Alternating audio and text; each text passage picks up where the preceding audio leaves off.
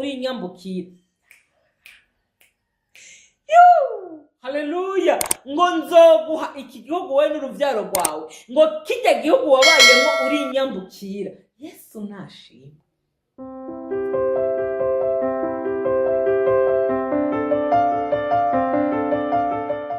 Bakunzi ba Action Vibes TV, iteka ryawe, iteka ryanje, iteka ryacu, kwemera kuvyara ubuzima. Imama nyisho wa mukunzi wanyu, ndabakunda cyane, ndabagumbiriye. Turacariko turabandanya za nyigisho zacu, turacariko turaganira ku munyarugendo, mbega bimeze gute, mbega mu rugendo bigenda gute, mbega mu rugendo vyama vyera ngute, mbega mu rugendo vyama vyoroshe, mbega mu rugendo mbega nyene. Ego ubushize naravuze ngo tugirire icyizere Imana, confiance en Dieu. Uko biri kose yigirire icyizere. Urazi impamvu Imana yacu ntabwo iturabira gusa muri moment de gloire, ntabwo iturabira mu bihe vyiza. Ibihe vyiza Imana yo kubonamwo ni mu bihe wowe uba ugororotse, ukiranutse, ugenda nk'uko Imana igomba, wayigamburukiye, wakoze uko igomba. Ivyo nivyo bihe vyiza jewe novuga.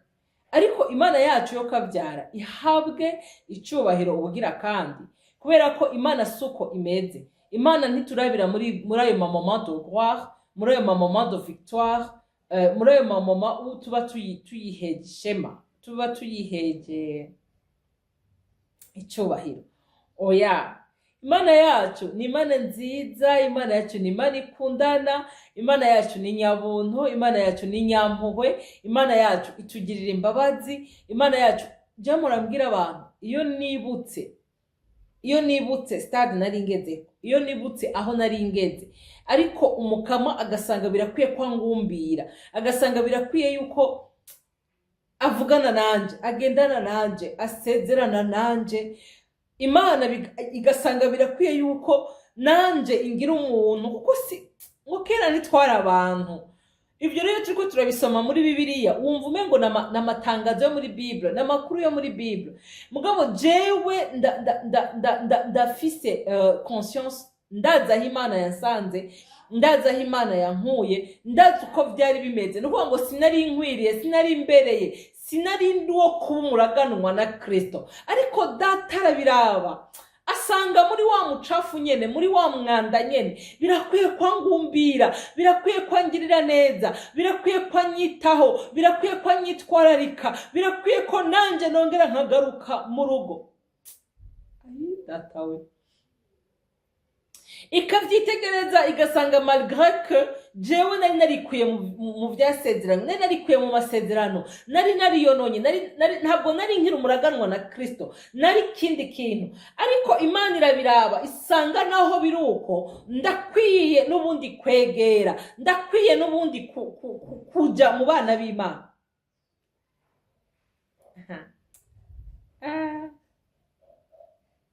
Katusome ijambo ngo Imana yongera guha Aburahamu isezerano, imuhindura Aburahamu. Haleluya. Aha hantu rero jewe ndahakunda cyane. Ari umuririmbyi akunda yaririmbye aravuga ngo yampinduriye izina, yampinduriye izina, yampinduriye amateka, yampinduriye izina, o mwami wanje yampinduriye izina, yo yampinduriye izina, yampinduriye izina, yampinduriye amateka, yampinduriye izina. Iyo uhuye na Kristo mugahura vy'ukuri, ikintu ca mbere aguhindurira izina. Ni ibintu bisanzwe, naho atogira nominatif ukumwe mu bibaza. Yahuye na Sauli ahinduka Paulo, Aburahamu nguyu abaye Aburahamu, Sarayi aza kuba Sara, naho bitoba gutyo wari imboregwa Imana ibikuvanamo, noneho ugasigara abantu bose bati nta muntu ari sage nka naka. Wari umusambanyi Imana irabukuraho, noneho ugasigara witwa irindi zina ukitwa umupfasoni, ariko ubundi wari ikindi kintu. Ntabwo ushobora guhura na Yesu ngo ugume uko wari uri. Ntibishoboka. Ntabwo mushobora kugendana ngo ugume mwa cya kindi. Aho ni muba mwarahuye. Iyo muhuye by'ukuri pe, ahindura izina, ahindura amateka. Ngo Aburahamu amaze imyaka 99, Uhoraho aramubonekera, aramubarira ati ni jewe Mana ishobora byose, uhore ugendera imbere yanje. Ndagomba ngo musubire ako kantu. Uhore ugendera imbere yanje kandi utungane rwose. Nanje ngusezeraniye isezerano, nzokugwiza cyane naho nushaka nkageza. Uyu ni Aburahamu wa wundi yari yarasezeraniwe, maze aja gucira inzira Imana be na Sarayi umugore wiwe. Ariko wumve ya Mana yacu, ya Mana rukundo, ya Mana munyakigongwe, ya Mana muvyeyi mwiza, n'ubundi iramusanze iramubwiye ati umva, ndagusezeraniye kandi nzokugwiza cyane. Imana yacu nishimwe. Ngo Aburahamu arafukama arunama, Imana iramubwira iti raba jewe ubwanje ndagusezeraniye isezerano, uzoba sekuruza w'amahanga. Haleluya. Menshi, apana w'amahanga gusa, uzoba sekuruza w'amahanga menshi. Kandi ntucitwa Aburahamu ukundi, ariko uzokwitwa Aburahamu, kuko nkugize sekuruza w'amahanga agukomokako, n'abami bazokwandurukako. Kandi nshize isezerano ryanje ngusezeraniye, wewe n'uruvyaro rwawe ruzovuka hanyuma. Aka kantu mwakumvise? Wewe n'uruvyaro rwawe ruzovuka hanyuma. Bivuga ngo ntabwo yari yibagiwe Ishimayeli. Ishimayeli nishobora kumwibagira. Wibuke ko ari nayo yavuze ngo uzomwite Ishimayeli, ngo Imana irumva. Ariko yongeye kubwira Aburahamu ati umviriza Aburahamu we, ndagushinge isezerano, n'uruvyaro rwawe ruzovuka hanyuma. Nukuvuga ntabwo ari kuri wa mwana w'incoreke. Imana yacu ntabwo ihindura isezerano naho wowe uracika intege, naho uramera gute. Imana yacu ntabwo ihindura isezerano. Imana yacu icyo yavuze yarakivuze, ntabwo yivuguruza. Imana nongeye kuyikunda. Ngo n'uruvyaro rwawe ruzovuka hanyuma, ngo uko ibihe by'urungane rwawe bizogenda bikurikirana, ribe isezerano ridashira, kugira ngo nkubere Imana, wewe n'uruvyaro rwawe ruzovuka hanyuma. Mwumve kangahe yagumye mubwira n'uruvyaro rwawe ruzovuka hanyuma. Kwari kugira ngo Aburahamu ntiyitiranye, ntave yibwira ngo Imana yaragendanye nabo, donc igira ihezegire bimwe bakora ngo bya bindi byayo byarapfuye. Oya, naho bo bibwira ngo byarapfuye, Imana ikomeje kumwereka yuko ntaho byaroye, ntabwo byapfuye, birahari, kandi nibyije gushimangira ni nabyo ije gushitsa. Imana yacu nishimwe. Iramubwira ati ku ruvyaro rwawe ruzovuka hanyuma. Nshuti mukundwa, hari igihe ubona ibintu byawe byararambiranye, hari igihe ubona ibintu byawe byaramaze imyaka myinshi, ukibwira ngo oya, ngo urumva ngo reka ndabigenze gute. Isezerano ni ryarindi. Isezerano ni ryarindi. Nibo mwavugana mugifatana amaboko, mugitangurana urugendo, mugitangura gutambuka mu rugendo. Ni ryarindi. Iramubwira ati ku ruvyaro rwawe ruzovuka hanyuma. Nagomba ngo ako kantu gashire mu mutima, ukabika ahantu muri ntibate, ugashira ahantu kadataka. Nabwo Imana yacu ihindurwa n'ibihe. Imana yacu nishimwe. Haleluya. Ngo kandi wewe n'uruvyaro rwawe ruzovuka hanyuma, ngo nzobaha iki gihugu, ngo habemwo wabayemwo uri inyambukira. Haleluya. Ngo nzoguha iki gihugu we n'uruvyaro rwawe, ngo kijya gihugu wabayemwo uri inyambukira. Yesu nashimwe. maze iminsi mvuga umengo ndiko nganiriza ubuzima bwanje jenyene maze iminsi umengo ndiko ndikwegera ko jenyene kuko jewe ndavyumva cane. Imana yacu nishimwe cane ngo nico gihugu cose c'i Kanani ngo ku bishamvu y'ibihe ngo vyose ngo nabo nzoba Imana yabo. Yesu nashimwe cane. Hari igihe tuba ahantu tukahaba tumeze nk'inyambukira, hari igihe ugoregwa ahantu ukaharuhira. Hari igihe ubundi abantu batwitegereza bakavuga bati none urya muntu kuva aho yasengeye arasenga iki? Kuva aho yasengeye Imana ibwira ni Imana yumva. Uriya muntu naho atubesha usanga usanga ari umunyabyaha. Uriya muntu naho atubesha ariko iramubwira ngo muri ico gihugu nyene aho wabereye inyambukira, ico nyene nico nzogo. Reka ndakubwire nshuti mukundwa, guma hamwe uyitegerereza aho mwavuganiye, aho ikubwire nizo gusanga, aho nyene umengo warasevye, aho nyene umengo ntibigishoboka, aho nyene umengo ntibigikunda. Muri abo bantu nyene bagutaye, baguhevye, bakuvuyeko, abo bantu nyene babona yuko bitagikunda. Erega hari igihe bavuga, mwibuke Yobu, baravuze inshuti ziwe magara, abagenzi, mwibuke umugore wiwe akagufa ko mu magufa akara ko mu mara yiwe. Yaramubwiye ati umviriza tipe tukiyomana wirengane, ibyawe wewe vyararangiye, tukiyomana utambuka uceho. Yesu nashimwe cane.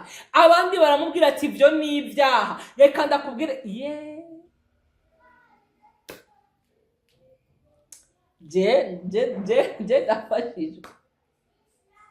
Iramubwira ngo aho nyene muri ico gihugu, aho nyene wabereye inyambukira, aho nyene waje uri kavantara, aho nyene icyo nico ndaguhaye. Yesu ashimwe cane. Nagira ndakubwira ngo gahunda no kwizera Imana, nibwo ubona umengo byararangiye, nibwo ubona umengo byaratevye, Yesu wacu nashimwe. Aho nyene Yesu ashimwe cane. Nikandondera ijambo umengo riri muri Luka. Yesu nashimwe cane.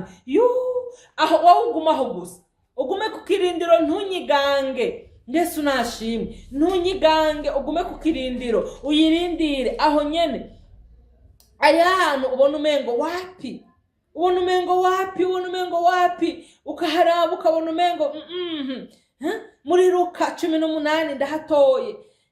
Muri Luka 18 haravuga ngo, reka mpere ku karongo ka 5 ngo ariko ngo kuko uwo mupfakazi ngo angoye ngo ndamucira urubanza rumukiza. Imana yacu dufashe cyane ngo ntiyame azi imisi yose akanzigiriza. Ngo kandi umwami Yesu aravuga ati mwumve ivyo uwo mucamanza agabitanya yavuze ngo none mbega, haleluya, ngo none mbega Imana ngo ntizocira abo yatoranije urubanza rubakiza ngo bayiborogera ku murango no mwijoro nahi batevye. Haleluya. Ndagomba ndagasubiremwo neza ukumva ngo none mbega Imana ntizocira abo yatoranije urubanza rubakiza bayiborogera ku murango no mwijoro nahi batevye. Ngo ndababwira yuko izorubacira vuba, ariko mbega umwana w'umuntu niyaza azosanga ukwizera mw'isi? Ako nakabazo. Imana yacu izoducira urubanza rugororotse, Imana yacu izoducira urubanza dukwiranye. Ariko ikibazo ni iki? Ikibazo imbajije nawe ikubajije mwene data, mbega izosanga ukwizera mw'isi? Mbega izosanga ukwizera muri wewe? Mbega izosanga ukwizera mu mutima wawe? Mbega ikwitegereje muri aka kanya kwigutebeje uracafise ukwizera? Umva rero nshuti mukundwa, reka twemere dutevya, kuko niba byanditswe muri iri jambo ntacyo tubikorako, ntacyo tubihindura, ivyo bitegerezwa gusohora. Ngo erega ngo Imana, haleluya, ngo none mbega Imana ngo ntizocira abo yatoranije urubanza rubakiza ngo bayiborogera ku murango no mwijoro nahi batevya. Erega nayo irazi ko hari igihe dutevya, irazi yuko hari igihe biteba, ariko ikibazo mbega hariho ukwizera mw'isi? Hariho ukwizera mu mutima wawe? Hari igihe ubwira umuntu ukamubwira ati yewe nyamara naho naho biruko je mbona nivugira uwoza akatubaza ati gira plan gira devi umsobanurire wewe amaconsommation mensuelle yawe umbwire nayo winjiza twese boduhereza mu mpimba bosanga turi abayisikro bosanga turi bisuma ariko yo kavyara iramenya uko idutunga vyazamuka vyareka iramenya uko idutunga umuceri kilo c'ibihumbi 8 ukawurya wowe wo kubaza wo bisobanura wewe woraba ukuntu wagiye ugenda mu rugendo woraba ukuntu wagiye witwara mu rugendo ubu wobiraba neza wosanga ukwiriye gutabagwa n'Imana wosanga ukwiriye ubutabazi buva ku Mana umva ngo nahidutevya reka twihangane aho nariko ndavuga ngo aho ntabwo nataye ijambo ntabwo navuye kwa Aburahamu ariko nariko ndavuga ngo aho mwavuganiye n'Imana hagume uharindire tena swatenance izoza vuba kandi izobigenza neza uyo ariko arabikubwira arazi uburuhe bwo kuremera bwo kurindira arazi uburemere bwo kwihangana uyo ariko arabikubwira ni wibaze ngo ibyuwe ngo birihuta oya ariko jewe nahisemwo kugirira icyizere Imana mu marira menshi jambo ryavuze ngo ngo abayiborogera ku murango no mwijoro ntabwo woboroga atakikuborogeje mwene data mu marira menshi mu mibabaro myinshi cyane muri incomprehension mu kuzazanirwa mu kumererwa gutya muri wewe ukiyumvira ibyo urimo niba ari bitanga atari byo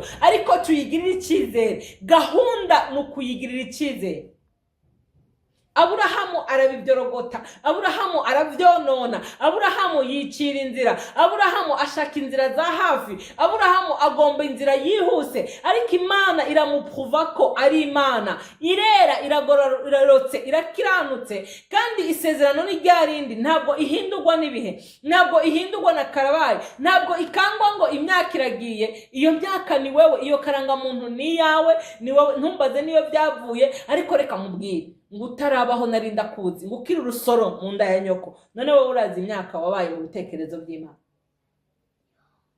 rero umve nkubwire gahunda no kugirira icyizere Imana irazira muhindurira Aburahamu izina iramubwira ngo kuva uyu munsi witwa Aburahamu kandi Aburahamu yari yaravyonone kugendana n'Imana wumve akamaro ko kugendana n'Imana wumve inyungu yo kugendana n'Imana wumve amahirwe yo kugendana n'Imana kugendana n'Imana n'amahirwe kugendana n'Imana n'umugisha kugendana n'Imana nibwo buzima naho ibintu vyotugora naho ibitugose ari byinshi twihangane Yesu agiye kuza kandi azotugirira neza umviriza tukiri mwisi tucambaye uyu mubiri azobiduha 100% inapaye intaka y'ukutubesha mwijuru ntabizojayo ibi nivyo ngaha kwisi kandi yanabihaye n'agaciro gato cyane yaravuze ngo dushaka ubwami bw'Imana no gukiranuka ngo ibisigaye izobiduha nk'inyongera no kuvuga ngo iyo nyongera nirikira dusamaza ariko reka ndakubwire noneho rero umenye neza kandi wongere wumve Imana yacu ntabwo ihindurwa nibi nagiye mbora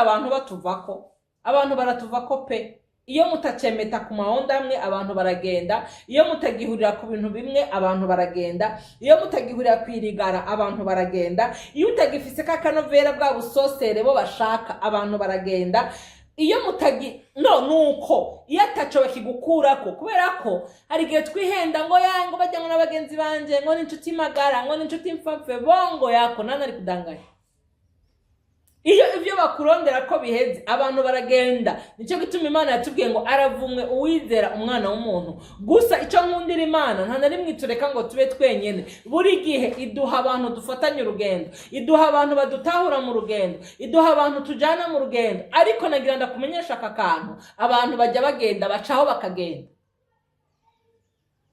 abantu baragukunda iyo uri muri position nziza iyo uri muri position ibabangukira ariko hari n'igihe uba mu buzima bugoye mu buzima bushaririye ugasanga noneho usigaye umeze nk'umuzigo ku muntu wanaharamagara umuntu ugomba kumusura akavuga ati ahara uyu habavye aragomba kunsaba y'ibiharage agahita aramyutinga ariko Imana yacu yo kabyara